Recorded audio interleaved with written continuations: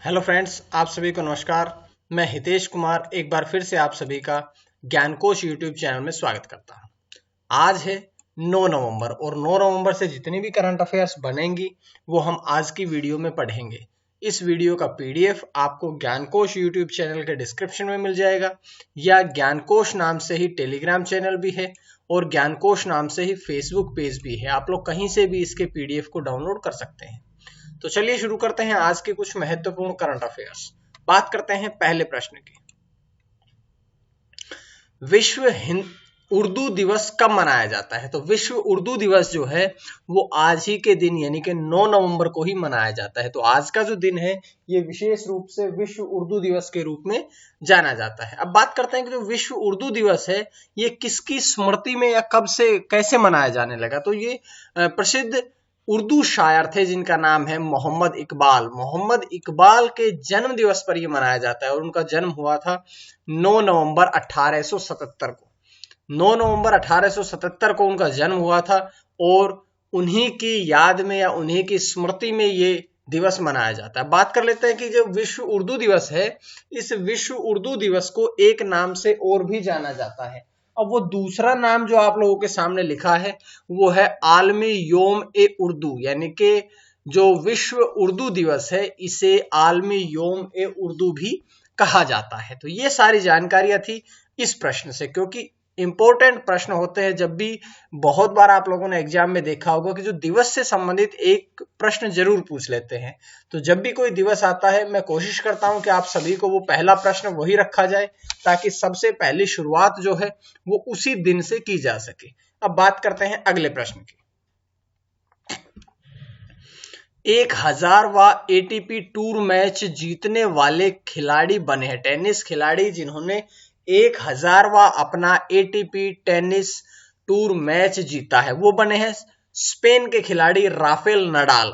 Rafael Nadal जो है उन्होंने 1000वां मैच अपना जीत लिया है। बात कर लेते हैं उन्होंने किस में जीता। तो उन्होंने अब जो वर्तमान में चली थी पेरिस मास्टर्स, हाल ही में आयोजित की गई पेरिस मास्टर्स में उन्होंने अपने ही देश के यानी कि स्पेन के ही फेलिसियानो लोपेज को हरा करके ये उपलब्धि हासिल की और उसके पश्चात उन्होंने अगले खिलाड़ी को भी हराया।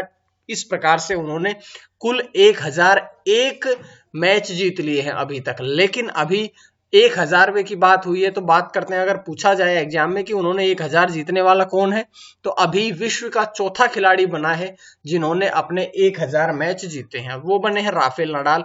1000वां मैच किसके खिलाफ जीता?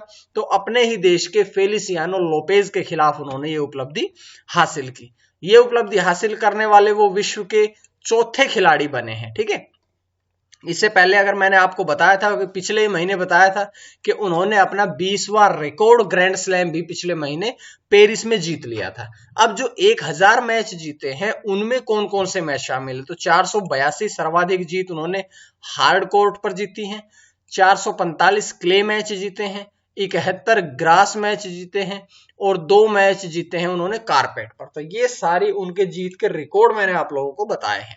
अब मैंने अभी अभी कहा कि वो विश्व के चौथे खिलाड़ी बने हैं, तो चौथे तो राफेल नडाल है, लेकिन 3 कौन है? बात करते हैं हम उन शुरुआती 3 खिलाड़ियों की। तो 1000 मैच जीतने वाले जो 4 खिलाड़ी है, चौथे तो राफेल नडाल मैंने बता दिया आपको।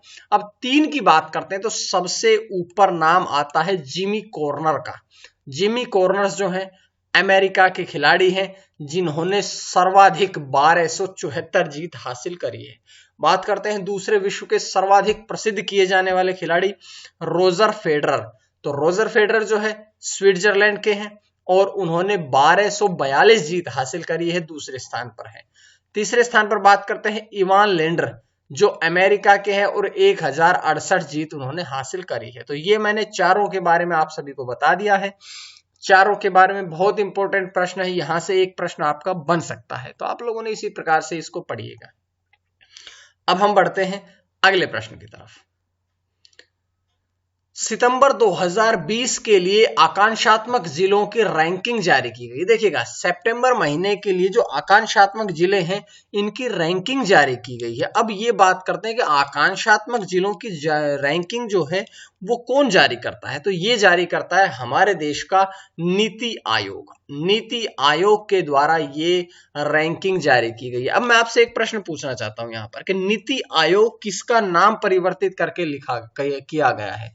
तो नीति आयोग से पहले इस आयोग का नाम था योजना आयोग, लेकिन आप सभी को पता है कि बीजेपी सरकार के आने के बाद से हिंदुस्तान में बहुत से नाम ऐसे बदले गए हैं। तो अभी एक मंत्रालय का नाम भी बदला गया था, एमएचआरडी का नाम परिवर्तित करके शिक्षा मंत्रालय कर दिया गया था। बहुत से नाम बदलते हैं, नाम बदलते ही मैं आपको बता देता हूं। तो ये ध्यान रखिएगा कि नीति आयोग का पहले नाम था योजना आयोग, जो अब कर दिया गया है नीति आयोग। अब बात करते हैं कि इस रैंकिंग में पहले स्थान पर यानी कि शीर्ष पर कौन सा जिला रहा है, क्योंकि जिलों की रैंकिंग है तो जिलों के बारे में ही जानकारी प्राप्त करेंगे। तो जो शीर्ष पर रहा, पहले स्थान पर जो जिला रहा है वो है उत्तर प्रदेश राज्य का चंदौली जिला। दूसरे स्थान पर बोकारो और तीसरे स्थान पर रहा है पूर्वी सिंहभूम, जो कि झारखंड से है। ये दूसरे और तीसरे स्थान पर रहे हैं। अब जो ये आकांक्षात्मक जिलों की रैंकिंग जारी की जाती है, इस रैंकिंग के जारी करने का उद्देश्य क्या होता है। तो इस रैंकिंग के जारी करने का उद्देश्य होता है कि जो जिले हैं उनमें सामाजिक क्षेत्रों का विकास करना, और इसी उद्देश्य से अब सितंबर 2020 की आकांक्षात्मक जिलों की रैंकिंग भी नीति आयोग द्वारा जारी की गई है। तो ये सारी जानकारियां थी जो इस प्रश्न से हमने पढ़ी है। उसके बाद हम बढ़ते हैं अगले प्रश्न की तरफ कि मुख्य सूचना आयुक्त CIC के रूप में शपथ ली है। तो किन्होंने ली है? अभी ली है YK सिन्हा। YK सिन्हा अर्थात यशवर्धन कुमार सिन्हा। देखिए YK सिन्हा भी लिखा हुआ है। बहुत बार ऐसा होता है एग्जाम में कि शॉर्ट फॉर्म दे देते हैं YK सिन्हा और आपने रट रखा है यशवर्धन कुमार सिन्हा, तो बहुत बार कंफ्यूज हो जाते हैं। हालांकि बहुत ज्यादा कंफ्यूज नहीं होते हैं, लेकिन 2-4 कुछ % बच्चे कंफ्यूज हो जाते हैं, इसलिए मैंने इसको शॉर्ट फॉर्म भी लिख दिया। बात करते हैं कि जो YK सिन्हा है या यशवर्धन कुमार सिन्हा है, वे 1 जनवरी 2019 को सूचना आयुक्त बने थे। अब क्या बने हैं? मुख्य सूचना आयुक्त। तो 2019 में 1 जनवरी को वो सूचना आयुक्त बने थे।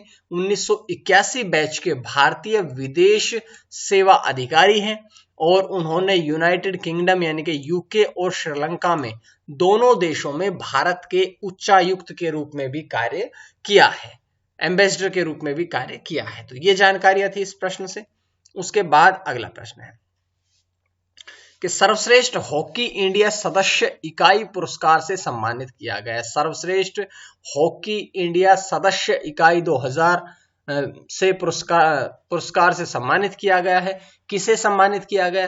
तो ये सम्मानित किया गया है हॉकी मिजोरम को, वर्ष 2019-2020 के लिए सम्मानित किया गया है। ठीक है, तो 2019-20 के लिए हॉकी मिजोरम को सर्वश्रेष्ठ हॉकी इंडिया सदस्य इकाई के रूप में पुरस्कृत या सम्मानित किया गया है। बात कर लेते हैं कि अगर सर्वश्रेष्ठ, ये तो हमने सदस्य इकाई के रूप में पढ़ा, लेकिन अगर पूछा जाए कि सर्वश्रेष्ठ कर्मचारी के रूप में, तो सर्वश्रेष्ठ कर्मचारी जो रहे हैं वो है राकेश कुमार। वो भी हॉकी इंडिया से ही संबंध रखते हैं। और ये पुरस्कार क्यों दिए जाते हैं? तो ये पुरस्कार दिए जाते हैं हॉकी को विकसित करने और प्रोत्साहित करने के लिए ये पुरस्कार दिया जाता है। तो ये जानकारियां थी यहां से। अब बढ़ते हैं हम अगले प्रश्न की तरफ।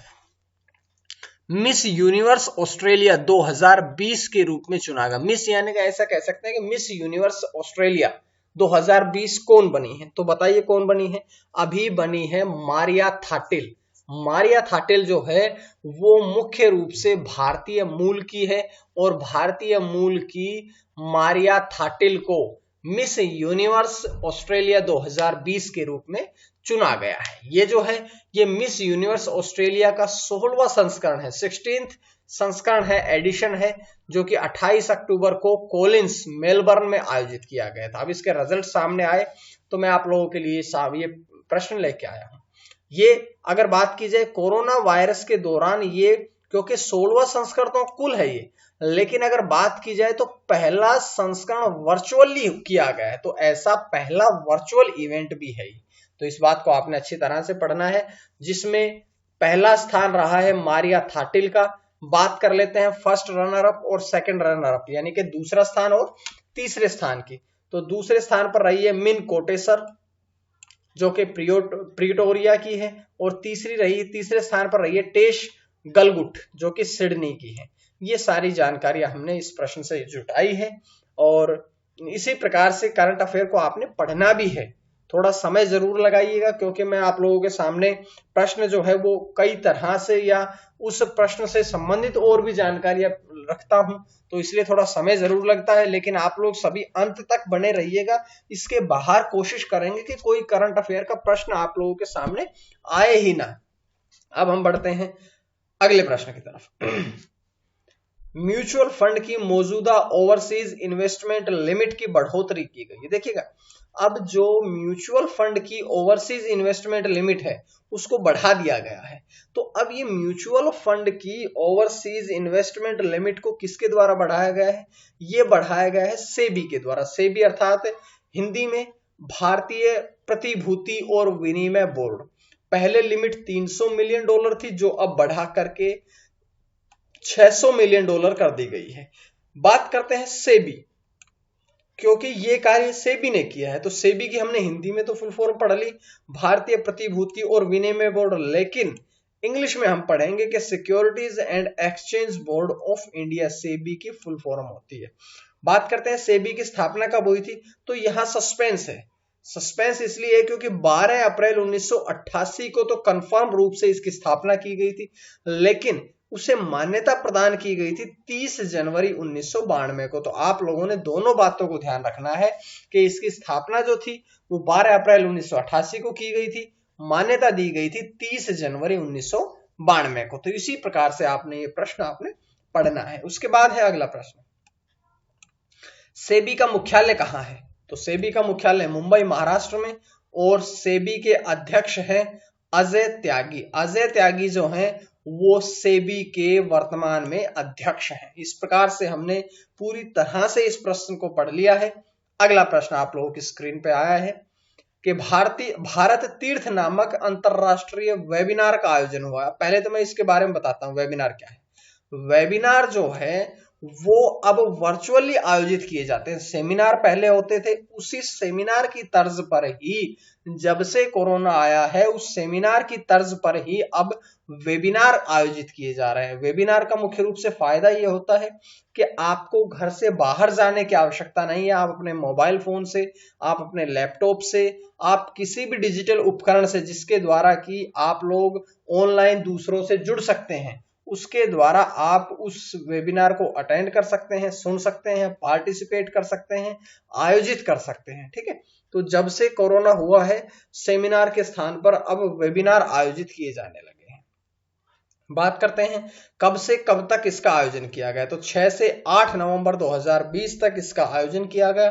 कहां पर किया गया, तो आईआईटी खड़गपुर में इसका आयोजन हुआ। ठीक है, अब बात करते हैं इसका उद्घाटन किसने किया है, तो इसका उद्घाटन किया है केंद्रीय शिक्षा मंत्री रमेश पोखरियाल निशंक द्वारा। ठीक है, इसके साथ ही उन्होंने एक चीज और भी करी है, उन्होंने घोषणा की है किस चीज की, भारतीय ज्ञान प्रणाली के लिए उत्कृष्टता केंद्र की भी उन्होंने इस समय घोषणा की है। उद्घाटन समारोह में ही उन्होंने यह घोषणा कर दी गई थी। ठीक है, कहां पर आयोजित हुआ, दोबारा से बताता हूं, आईआईटी खड़गपुर में। तो आईआईटी खड़गपुर की फुल फॉर्म क्या है, Indian institute of technology. English में भी सेम ऐसा ही रहेगा, इंडियन इंस्टीट्यूट ऑफ टेक्नोलॉजी, जिसकी स्थापना हुई थी 1951 में, और इसके चेयरमैन है संजीव गोयंका। बात करते हैं निदेशक की, तो निदेशक है वीरेंद्र कुमार तिवारी। तो इस प्रकार से हर एक प्रश्न को हमने यहां से पढ़ लिया है, हर एक प्रश्न को हमने यहां से तैयार कर लिया है। अब आज का अंतिम प्रश्न की तरफ हम बढ़ते हैं। Tata literature life time achievement award 2020 से सम्मानित किया गया। तो किसे सम्मानित किया गया, बहुत ही मशहूर लेखक रस्किन बॉन्ड को। बहुत ही मशहूर अंतरराष्ट्रीय स्तर पर बहुत ही फेमस व्यक्ति हैं रस्किन बॉन्ड, जो चर्चा में रहते हैं अपनी अपनी नई किताबों के लिए। ठीक है, तो रस्किन बॉन्ड द्वारा ये किताब लिखी गई है, लिखी गई किताबों के लिए उन्हें सम्मानित किया गया है।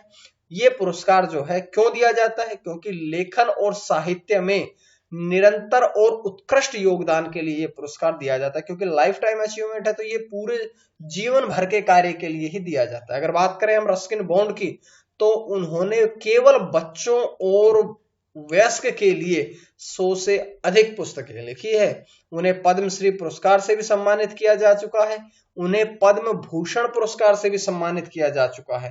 इतने प्रसिद्ध लेखक की रचना हुई है। उन्होंने ये पुरस्कार प्राप्त किया है 2020 का life time achievement Tata literature live का। तो ये थी आज की कुछ महत्वपूर्ण करंट अफेयर्स। उम्मीद है आपको करंट अफेयर्स का ये सेशन पसंद आ रहा होगा, और अगर पसंद आ रहा है तो आप लोग ज्ञानकोश यूट्यूब चैनल को भाई सब्सक्राइब कर लीजिएगा। टेलीग्राम चैनल से जुड़े ताकि आपको करंट अफेयर के अलावा और भी नोट्स मिलते रहें, और आप लोग फेसबुक पेज से भी जुड़े ताकि आप लोगों को और भी जानकारियां मिलती रहें। टेलीग्राम और फेसबुक पेज का लिंक मैं डिस्क्रिप्शन में डाल दूंगा, पढ़िएगा, जुड़िएगा। तो आज के लिए इतना ही। मां सरस्वती की कृपा आप सभी पर बनी रहे। आप सभी का बहुत बहुत धन्यवाद।